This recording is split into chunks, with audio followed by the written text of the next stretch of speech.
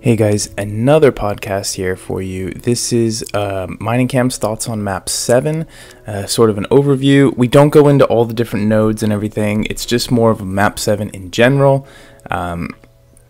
The pros, the cons, what we think could be better, stuff like that, and our experiences of running through it after a week or two of trying to get through it. So have a listen and all right, enjoy. I turned it on. We're good. We can talk about Map 7. So suddenly, starting from last week, a bunch of different people no longer care about AW because there's a new place in town. It's super shiny. Everyone likes the shiny. I think maybe people are over pivoting a little bit. Alliance War is still fun, and it's also the way to get 6-star shards if you're not a whale. Yeah. Winning wars in tier 1 and 2 gives you 6-star shards. So, or maybe not tier 2. But what is? So here's the main. Here's the main problem I have with like just judging something based on 6-star shards, because what are we gonna use those 6 stars for? The materials. You're gonna be ranking 2 6 stars over 5 stars in the next, I don't know, 6 to 7 months. Maybe. People are gonna start duping their 6 stars. Some people already have. Throwing some shade. Anyway, but the rank 2 is gonna take tier 5 basics. That's great. They're reverting back to their formula of rank up materials come from quests and shards come from war. I think it's fine. Yeah. It does put a bit of a lower emphasis on AW though. Because I was looking at this chart our leader did like 2 weeks ago. Yeah. It was about how fast you can gain T5B from AQ compared to AWN. It's like even if you're 10 to 20 ranks, you can get like 7,200 every week, while with AW you could get maybe on average 4,000 something every week if you were in Masters, and it's so expensive to be in Masters. So it kind of I feel people are correcting, or people are pivoting, because these are just 2 very expensive game modes. Oh, 100% agree on the expense. The loyalty. So this is interesting because some alliances play very few, but I think some play Alliance War just for they like Alliance War. It's more fun. And then some. It'll be interesting to see when the spending of only loyalty drops in Alliance War, which it will. All the top alliances are going to start spending their loyalty on Alliance Quest, except for a few who will continue on with importing loyalty. They're gonna drop out of either their top 3 spot or their master spot even, and the spectrum will be much more skill based, I think. Some of these then again, some alliances can actually pay. Oh yeah, they import their loyalty. Fees, man. Yeah. Well, and here's the thing also is I just think that these 3-minute boosts are very, very strong.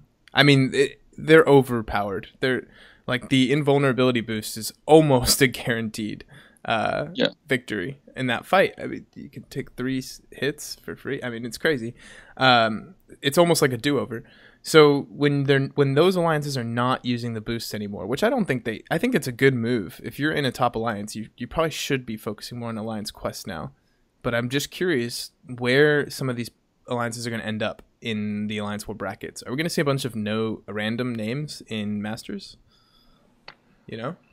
So here's I think we're gonna see a bunch of new names, but at the same time I think we're gonna see quite a few of the older names, especially the higher spenders, because they loyalty donations. It's 50K per week. You can't really earn that much per week. I think the maximum you can earn is around 40 something K. Well, yeah, you'd have to win at least all your wars. Oh yeah. So that's interesting, isn't it? I think donation importing is a thing, and it will still be a thing. But the donation isn't really that much of a problem if you don't mind the spending, because 500 units that will actually convert to 50K loyalty. That's a really good conversion point. badge. Yeah. Yeah, it's 500 units is not very much. I mean, it's comparatively it's nothing. An arena grinder will make 1,000 units a week. Yeah, and that arena grinder kind of now has to choose between 500 units here or maybe a few units in war for the boost packs. Well, so maybe this arena grinder is saying, well, I used to be able to afford 20,000 loyalty, so I'll throw in the 20,000 and I'll throw in 300 units. They can mix and match that. Yeah, that's kind of how it becomes kind of affordable if you cut down on war costs. And if you cut down on like switching masteries costs, if you just say screw war and keep suicides on. Do you know of any arena grinders who currently use the converter to make all their donations? All of them? No, I don't think so. Arena grinders. Not all of the donations. Okay. I think it's just a mix and match. Just the loyalty. Because we have a couple of people who do. I don't know if I don't think they get their units from arena, but they do. They do donate using units quite often, and it's a common thing. So, yeah. So yeah, maybe I think maybe they will just remain as top alliances in both game modes. It's entirely possible. But yeah, people would just shift focus, right? We are fairly off topic. We're trying to talk about map 7. We're not talking about donations. What are the new donations for map 7 for a week of 7x5? I think it's 667K gold. Jesus. Really? Yeah. It is 800. It is 83,000 battle chips, which is not too bad. It's the same as before, I think. Same as map 6 every day. Oh, really? Okay. Yeah. And there is 50K loyalty. That seems to be that battle chip count is really high. I wouldn't want to do that. It's the same as before. It's the same as map 6 before. I've never run 6x5 donations. That's 6x3 is manageable. It's like 53,000, I think 52,000 battle chips a week. Yeah. Wow, that is crazy. That's expensive. You're buying those rank up materials, that's for sure.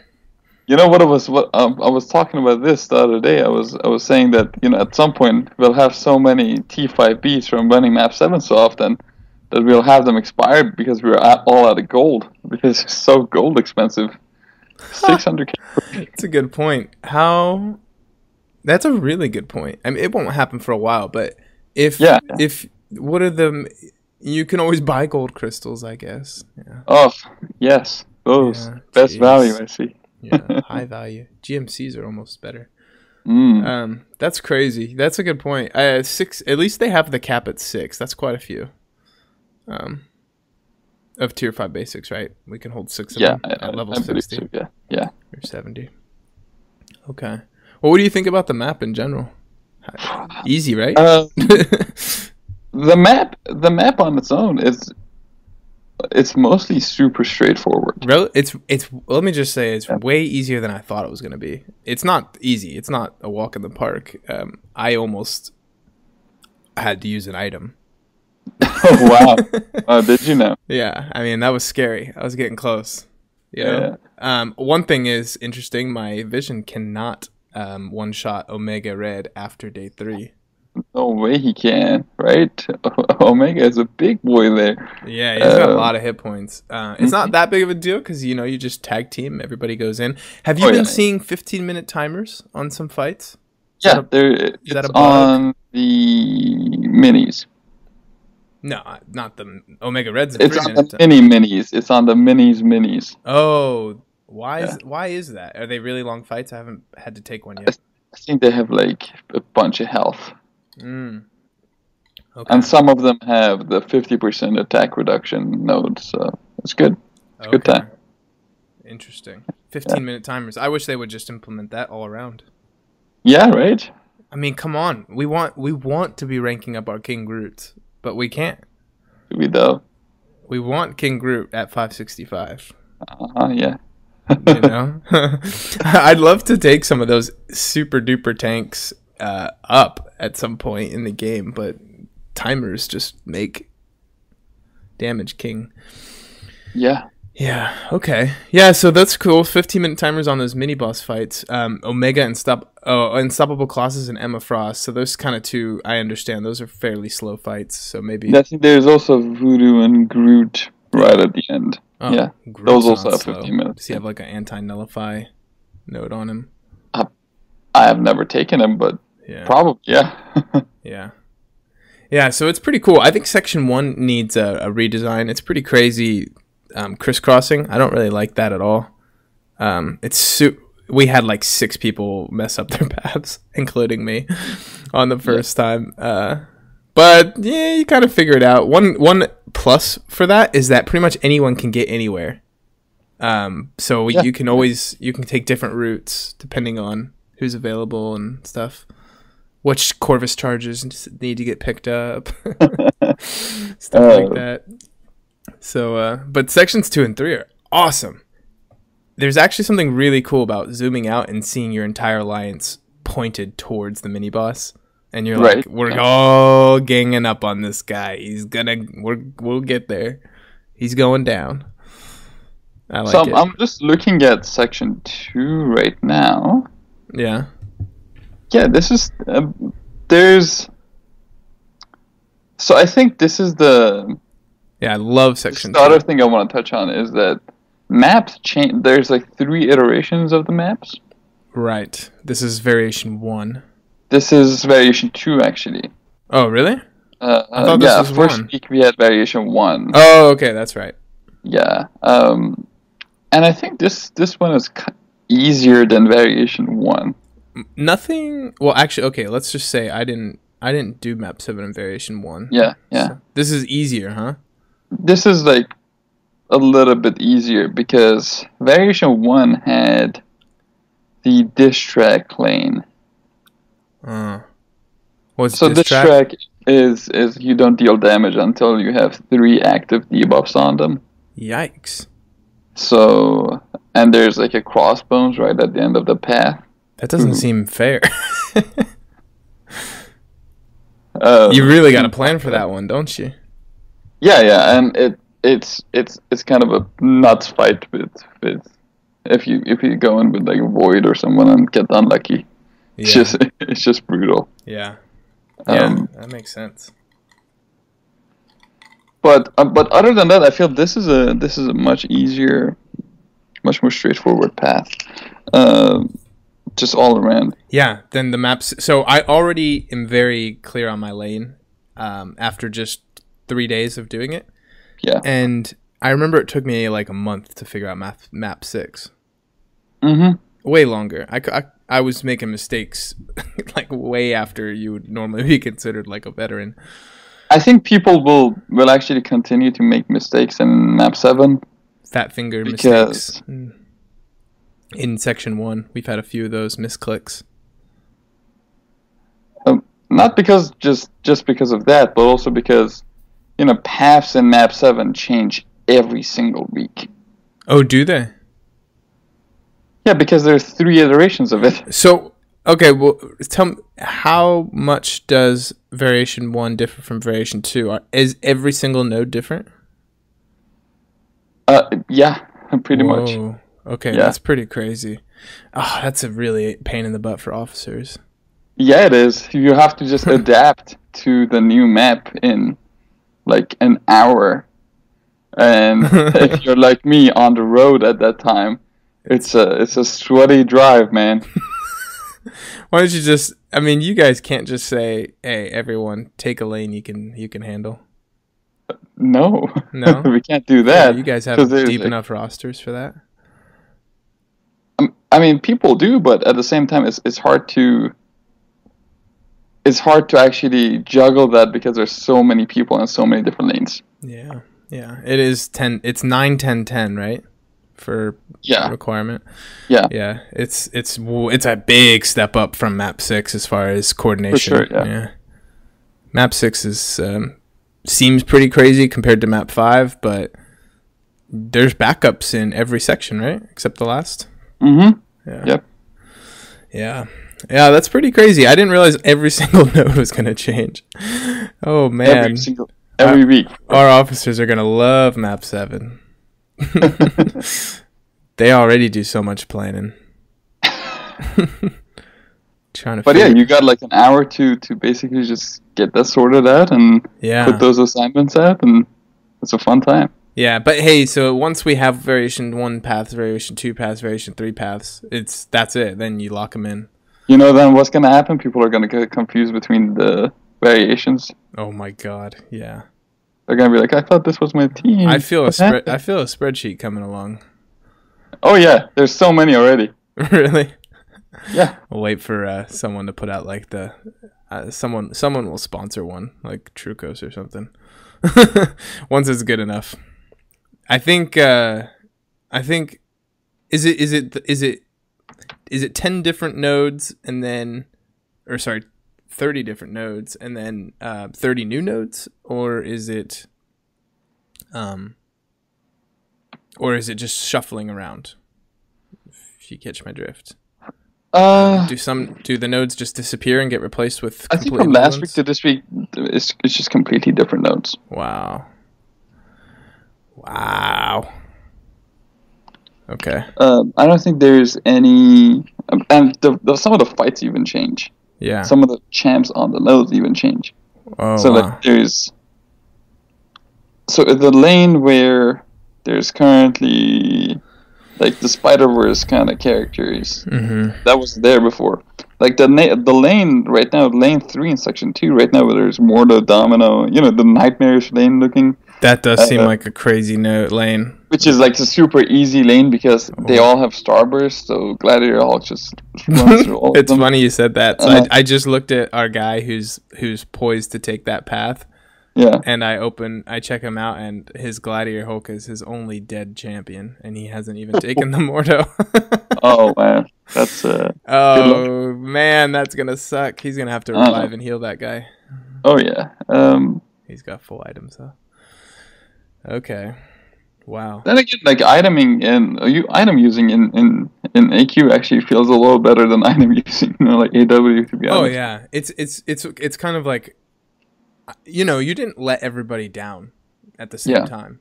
You know? There's no attack bonus. I mean, unless if you really mess up, you didn't let everybody down. There's no attack bonus lost or anything. You know, right. It might be. I wonder. No. What were you could read my mind. I know what you're wondering. And I'm not in for that. No, I'm just fresh off of the stress, and I want to have a relaxed old time. All right. I was gonna say if they added points for less item use or something like that. I know you caught my drift, but yeah, okay, I see what you're saying. It does make sense. It should be more of a coordination effort and planning effort than a fighting effort. Yeah. I'm trying to find the maps of a mouse. Man, that is a terrible lane. Domino, they all get face Magic, me, so. Dormammu. Yeah. So it's a Gulk lane all around. You need Gulk. Good. This guy who's running it's got a 6-star rank 2 Gladiator Hulk. So hell yeah. That's pretty sweet. Go for it. Okay, so the nodes I remember from week 1, there was Major League. Major League is basically you want to be a large character. Yeah, that's Little well League. want to be small. Okay. Caustic Temper. You want to have Furies. It's funny a little. I saw Brian took that lane. Yeah. I didn't like that node at all. That node I think that's not very. It seemed stressful. Like not doing any damage until your Furies get up. Don't worry, this is the less stressful version of this node.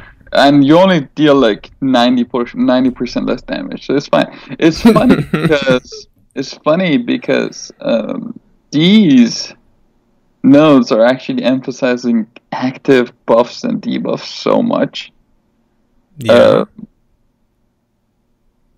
Do you think they're moving?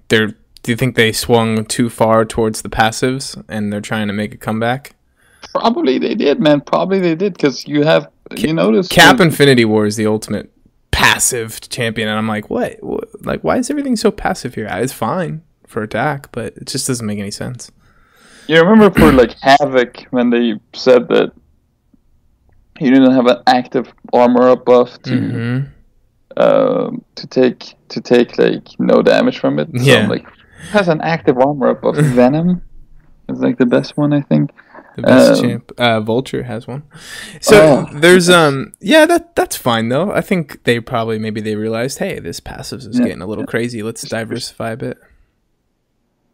Why not? And then there's Distrack. Distrack is the one where you need 3 debuffs on them. That seems 3 like a nightmare. active debuffs. That's a nightmare for sure. Yeah. I mean, that's Void for sure, but then you said they put like Crossbones in that path. Yeah, Crossbones and like a blade. Oh, I see it. I see that. No, I see the path. It's right now. It's for variation 2, it's Infinity Blast and Unblockable. Mm-hmm. Oh, Infinity Blast kind of sucks. It's not that much damage. It's not that much damage, but like a lot of the at least for me, a lot of my top AQ champions don't have regen. There's so many Corvuses running around in there. It's just like that's true. Might as well. There's buffed up. Defenders take 100% less damage while attacker has at least 3 active buffs. Okay. They can't be of the same type. Strength and numbers. It's just an easy node. Mm-hmm. You just don't want to have anyone knocked out on your team. Lazarus is super fun actually. I think Lazarus repeated last week and this week. Which one's Lazarus? What does it do? It's just they begin with 5 revive charges. Every 20 hits on the attacker's combo, they lose a revive charge. And then if they die with the revive charge on, they regen like 20% of their max health. That is very cool. And if you lose your combo, if the attacker loses their combo, the defender gains a charge. Oh, so that is so cool. Fun. Yeah, that's awesome. There's Pool. Pool, we already know. It just talks about projectiles only, really. Yeah. But that's not true. I mean, you only deal 25% damage.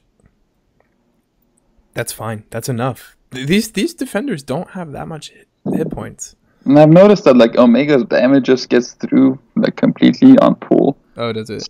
That might be a bug though. There. Yeah. Maybe. I don't know. There's probably multiple rampant bugs right now. Yeah. There was a bug on first week where you could get infinite points if you just went into the Omega fight, fought him, and let him regen back up, then fought him again, let him regen back up, fought him. I've heard about it, like, we heard about it, like on the last day from, like, one of the big chats. From whoever got number 1? From whoever got number 1, probably. Yeah, I don't know if they punished for that, so I wish they... It's not that... I mean, it is an exploit. And that's for sure. Yeah. And week 1 wasn't free, so... Oh, no. I saw so many videos go up. I mean, I've been so busy, I haven't had time to see any of them, but there's been a lot of Map 7 footage getting around. Yeah. Do you bleed? I don't really like, because it's just like they only take damage from bleed sources, so... Yikes. That's pretty tough. Blade, right? I guess? Maybe Gwenpool? Gwenpool would shred that. I think you got a guy running that pass with like Blade, Sabretooth, Killmonger, so he's just laying that. Yeah, that's a good point. Yeah. Incinerate it's straightforward. Some people just take the Incinerate lane with Corvus because he can survive everything. Is that really a strategy though for running Corvus and AQ for potentially going to 1 hit point? Seems a little extreme, you know? Why is that? That's not necessary. I mean, he can do it, and he can deal with a lot of other paths. So you would take Ghost, I guess, there. Yeah, people take it with Ghost. People take it with actually it gives Iceman a use. You know, Aegon is solid for almost every single one of these nodes you said. Even the bleed one. Aegon's bleed is ridiculous if you get your combo up.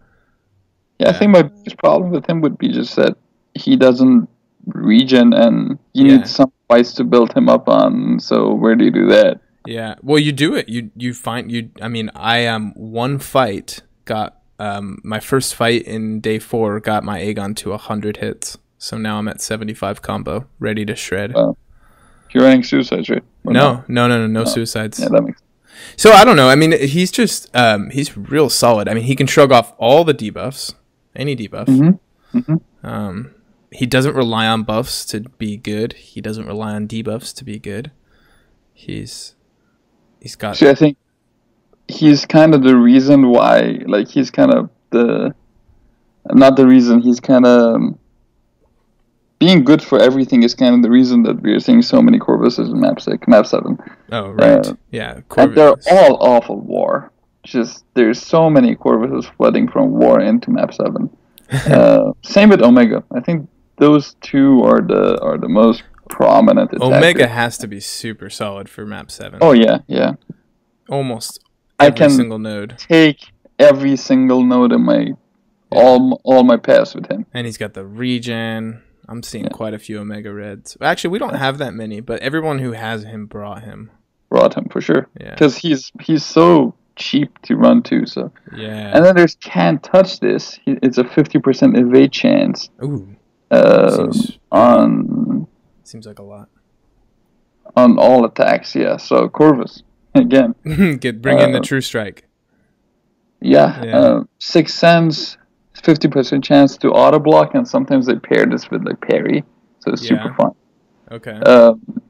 Crit me with your best shot. 100% less damage from hits that are not crits. It's another great one for Aegon.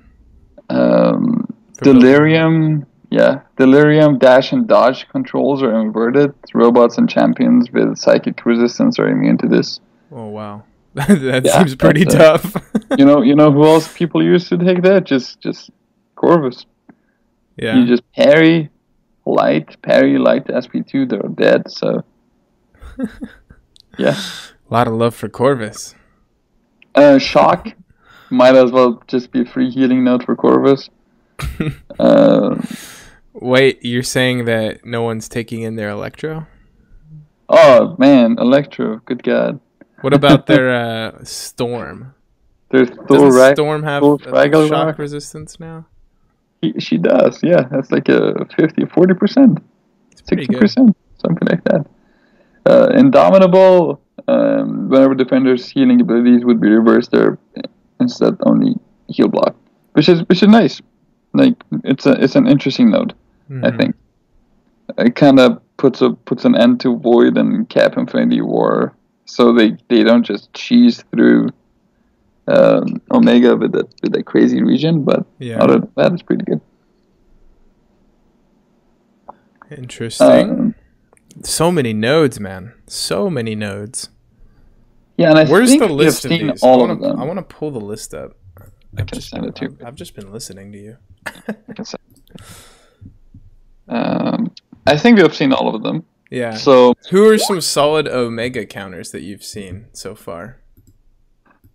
Omega in mini boss. I think the best one is Darkhawk, hands down. Ooh, that's interesting. Even as a 455, he can take the day 5 one. Really, that's some intense damage then. Need some high sig on him though. Okay. So you just get to SP3, land SP3, and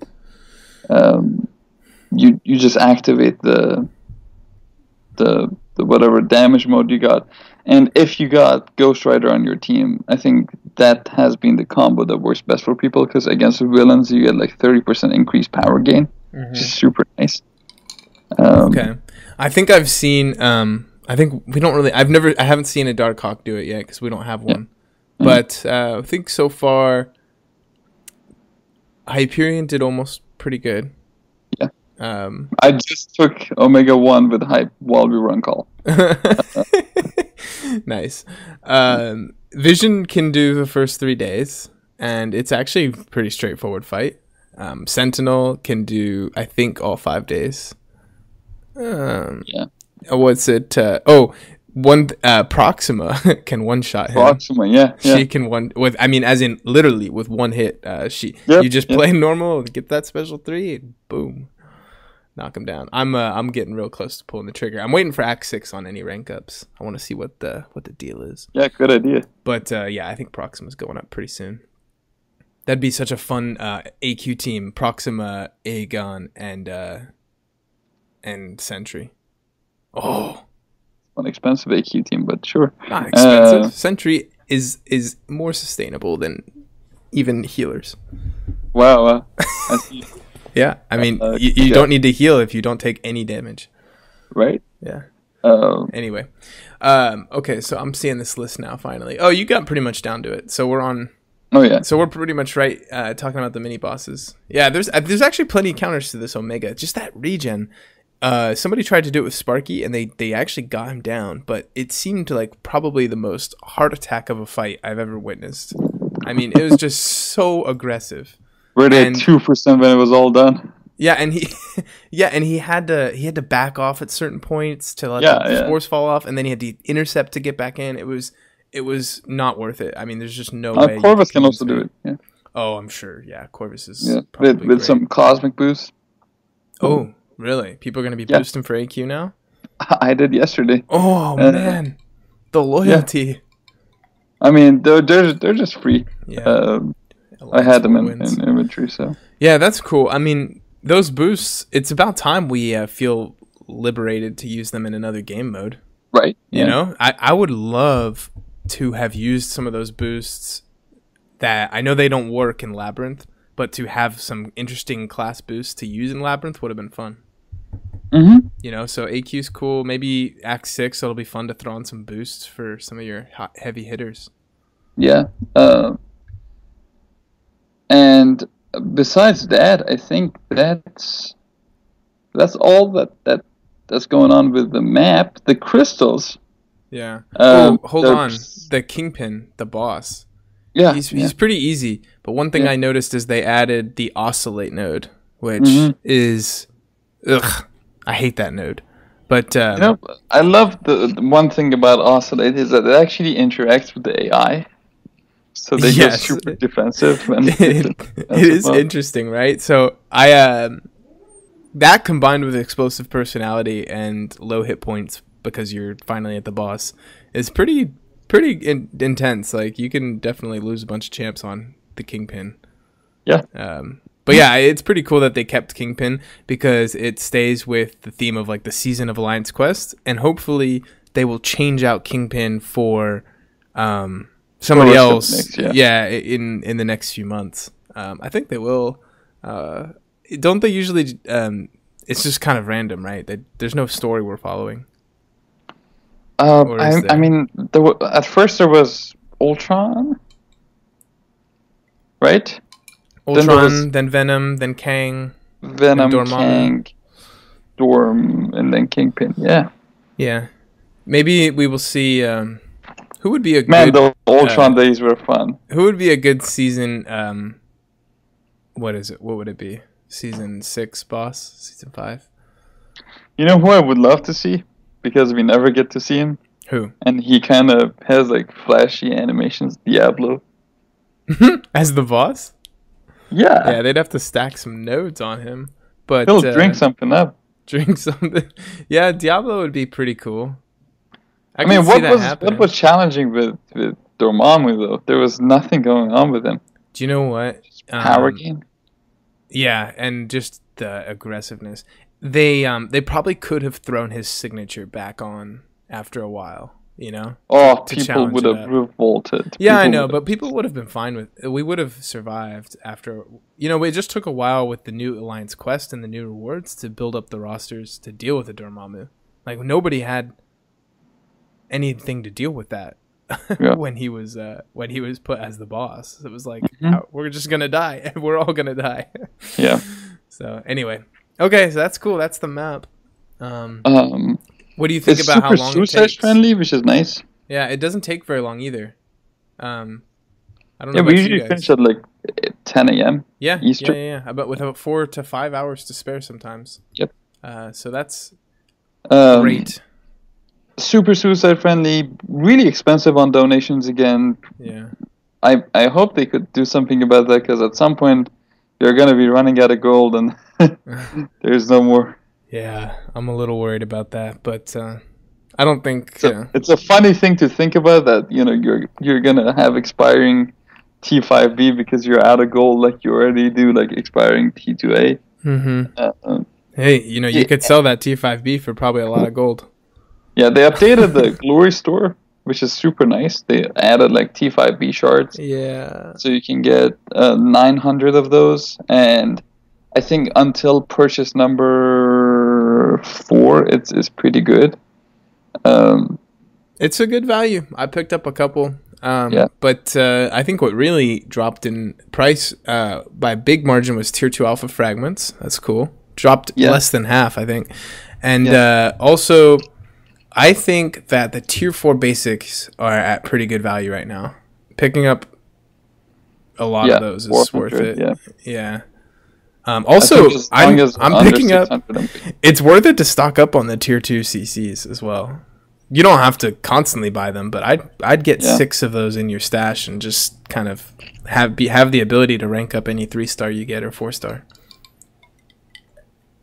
See, as soon as I started having gold problems, it just dawned on me that I shouldn't really invest in 3 and 4 stars anymore. I used to have all my 2 stars ranked up, and it makes me sad that I can't anymore.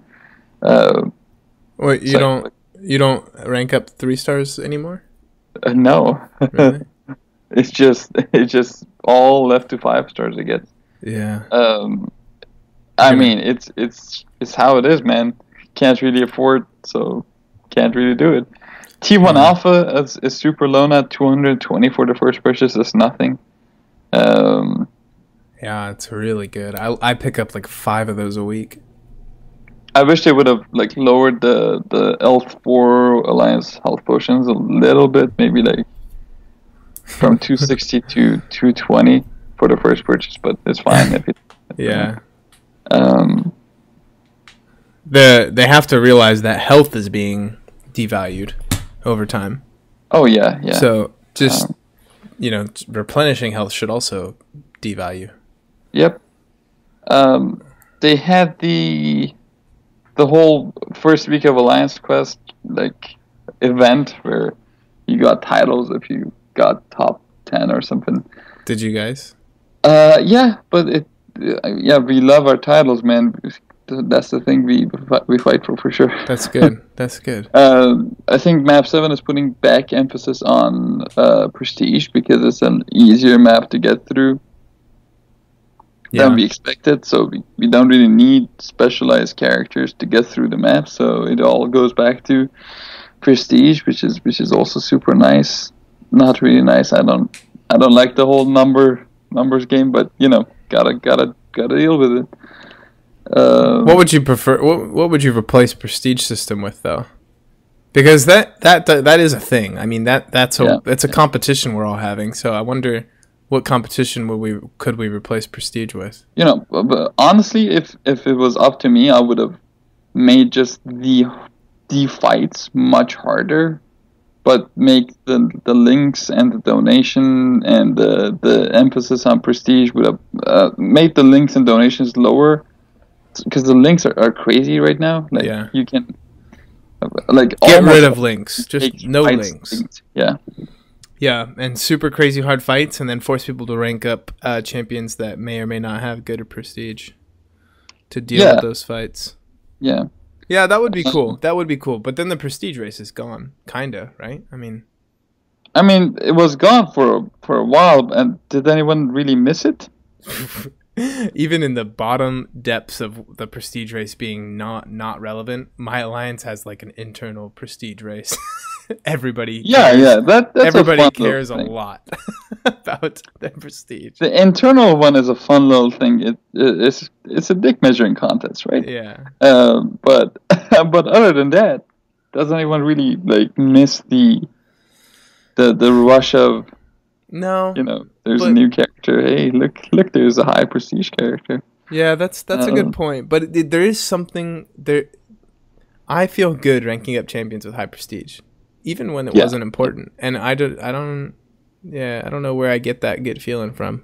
I think it has been kind of instilled in you from previous seasons. Prestige mattering so much that it's a good thing, right? Yeah, that's a good point. Yeah, but and you kind of always knew in the back of your head that it'd be coming back. Oh yeah. If you saw this not coming back, you're just ignorant to the fact that it's just a progression of the game, and they gotta make money. And hey man, I mean, I don't really mind having to focus on prestige, because I have been fortunate enough, and I have been given characters who have the high prestige, and I kind of like them, so it's a win-win anyways. For me it is as well. I love some of the top 10 characters, so it's a win-win anyways. But if somebody doesn't want to rank up their Thor Ragnarok, why should they? Can I just say that was one of the most painful videos I ever watched. Brian Grant ranking up his Thor Ragnarok. I have not been able to get to YouTube at all this week, but then I saw that thumbnail in my feed somewhere, and I was like, I gotta watch this one, or at least listen to it. And I just listened to the voice of despair. Oh, it was so bad. I felt bad. Thor Ragnarok's cool. I mean, he'll enjoy him. Yeah, he's a cool character, but it feels bad, counterintuitive in a way that we just spend so much time in a climate where characters were ranked based on their merits, and their merits wasn't just a number, right? Yeah. Their characters' merits was how good they're on defense, how good they're on offense. What can they do in like certain matchups? Yeah. So, but now we're back to, hey man, this is a list.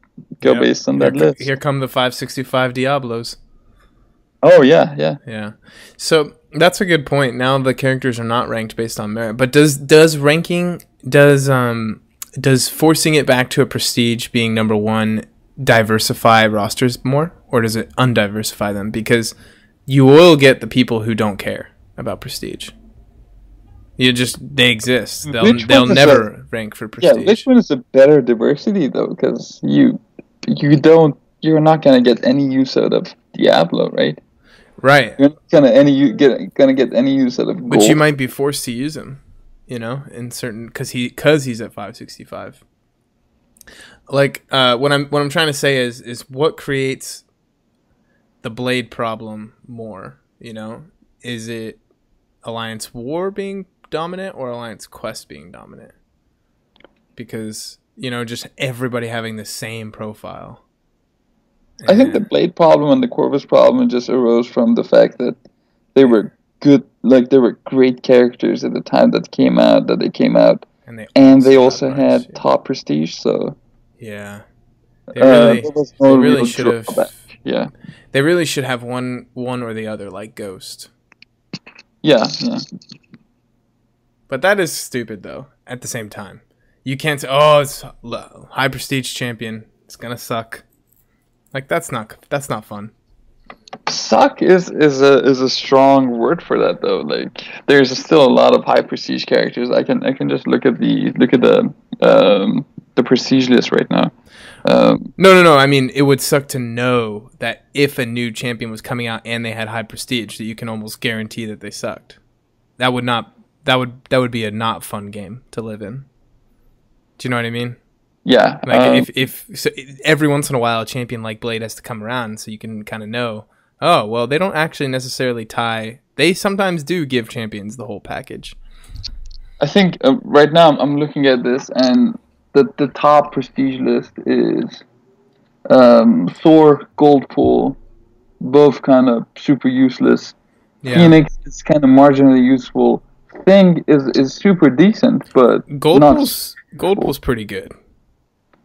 What was you using though, right? I don't know where you'd use him, but that regen's insane. And you got to get low on health to get that regen activated. I think Thing is a pretty decent example of a high prestige character where he's kind of cool. He does cool stuff on defense and on offense. So yeah, but he's not necessarily even close to, Corvus or Blade, respectively, compared to the time. Unless if you put him with like a 5-man team that's just completely supporting him. That 5-man team is pretty insane. Yeah, Diablo is super useless. The champion is super useless for almost everything except for one thing. Havoc is right up there, right? Havoc is right up there, and he ended up being really cool. Yep. Better than we thought. Still not super cool. Sim Supreme. Sim Supreme is really cool. I love him. Sentry, way more useful than people say he is. Sentry in the same level as Phoenix, like marginally useful in certain circumstances. Yeah. I didn't know Sentry has fallen that low in the prestige rankings. He really got overtaken by some of the more recent champions. Korg offensively is kind of crap. God, I've been trying to find ways to use Korg on offense. Right. Sucks. Sabretooth, man, I love Sabretooth. He's coming up in the arena, but dude, Sabretooth's animations are still some of the best. They're so cool, so aggressive. And he synergizes super well with Omega, and he has high prestige. Oh, yeah, baby. He can take no 29, I think. Corvus, for some reason, has really high prestige. Why is Thanos so low? I feel like I feel like Thanos should be number 1. Just why not? And maybe quite a bit higher, and so we know he won't ever be overtaken. So yeah, I think at Corvus is where Corvus or Aegon is where I would actually draw the line where, that's anything above that is a prestige rank up. So do you think that would incentivize a fun diversity, or is it more of a, rank your Diablo, rank your Thor Ragnarok kind of deal? Yeah. You don't think people would rank for prestige? I would have drawn it like 10,300 and above. I think 300 is just, too common these days. Like 300 is more like Thanos. Not Thanos, sorry. It's Massacre is where the line will be drawn. He's Massacre. The Cap. No. But like the difference between, because six stones are still really rare. I mean, so you're not necessarily ranking up who is your top champion. You're ranking up who you can get the highest prestige. Not as rare if you spend. Yeah. How much do you have to spend though? I mean, I spend occasionally on this game, and I'm starved for 6 stones. On 6 stone deals, I think they're super. They haven't even made a deal yet that has 206 stones in it. They haven't even made a deal that has more than 100.